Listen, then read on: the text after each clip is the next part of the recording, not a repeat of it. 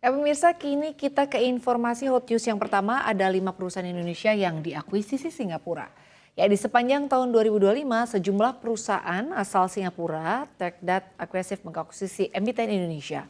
Tren ini didorong oleh potensi pasar Indonesia yang besar, kekayaan sumber daya alam, serta iklim investasi yang semakin kondusif.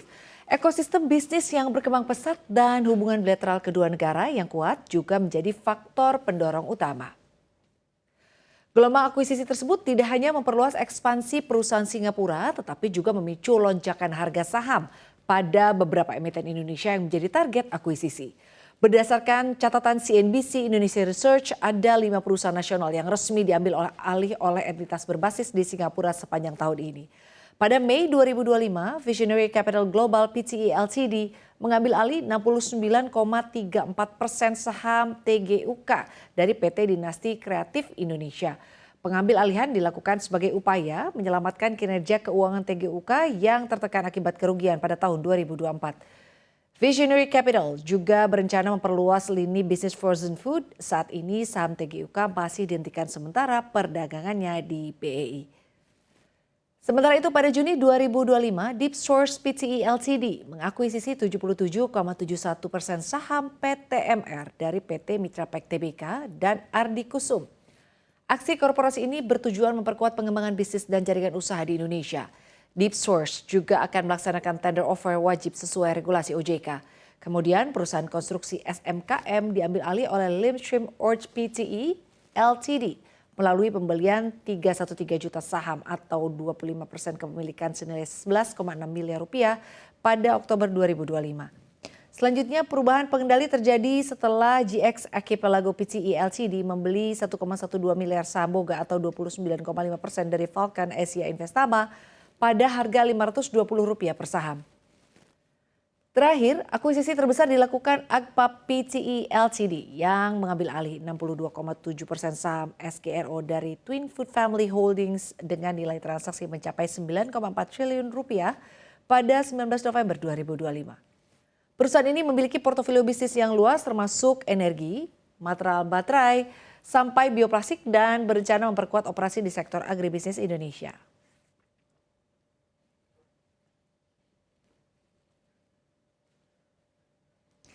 Kita ke informasi hot news berikutnya pemirsa, yakni ada harga emas yang kacau balau. Harga emas global kembali berfluktuasi tajam setelah sempat menembus level psikologis $4.100 Amerika Serikat per troy ounce.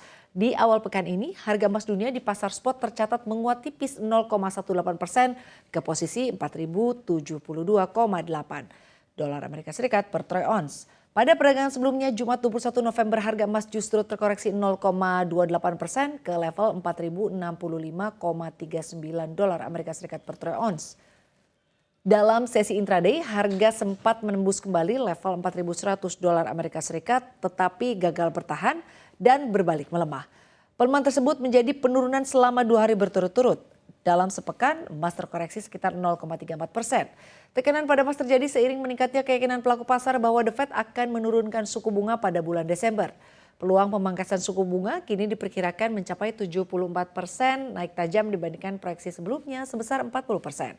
Ekspektasi pelonggaran moneter biasanya melemahkan dolar dan mendukung harga emas, namun volatilitas saat ini membuat pasar bergerak tidak terprediksi.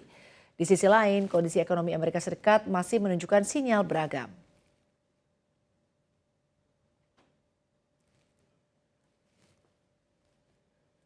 Kita ke informasi berikutnya pemirsa, yakni terkait markas polisi di Peshawar dibom.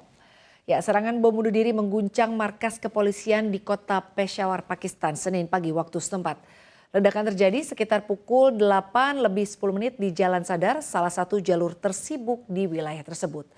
Insiden tragis ini menewaskan 3 personel pasukan Federal Constabulary dan melukai sedikitnya 4 lainnya. Ledakan terjadi ketika 3 pelaku mencoba menyerang pintu gerbang markas polisi.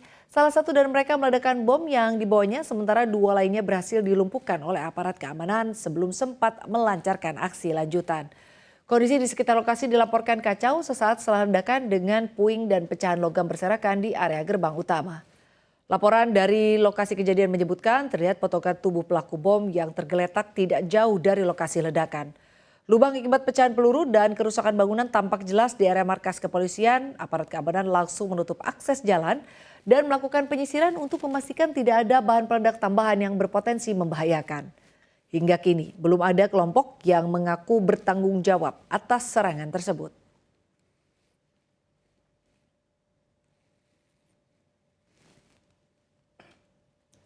Kita ke informasi yang terakhir pemirsa, yakni terkait impor BBM RI yang nyaris sentuh 50%. Ya pemirsa, ketergantungan Indonesia terhadap impor bahan bakar minyak kembali meningkat di tahun 2025. Kementerian Energi dan Sumber Daya Mineral memaparkan bahwa hingga September 2025 kebutuhan BBM nasional mencapai rata-rata 232,417 ribu kiloliter per hari. Ini naik tipis dibandingkan rata-rata kebutuhan 2024 yang sebesar 226.510 kiloliter per hari. Meski konsumsi meningkat, kemampuan produksi dalam negeri belum mampu memenuhi seluruh kebutuhan. Porsi impor BBM hingga September 2025 tercatat menyentuh 49,53% dari total kebutuhan nasional, di mana angka ini meningkat signifikan dibandingkan impor pada tahun 2024, yakni sebesar 38,79%. Angka tersebut menandakan hampir separuh kebutuhan BBM di Indonesia masih dipenuhi dari luar negeri. Kebutuhan bensin pada tahun 2025 mencapai 105.432 kiloliter per hari, bertambah dari 100.110 kiloliter per hari pada tahun 2024. Dari total kebutuhan tersebut, porsi impor bensin hingga September 2025 mencapai 49,64%, turun dari 60,26% pada tahun sebelumnya, namun volumenya tetap besar. Dan untuk Pertalite, konsumsi mengalami penurunan dari 81.093 kiloliter per hari pada 2024 menjadi 76.923 kiloliter per hari pada 2025.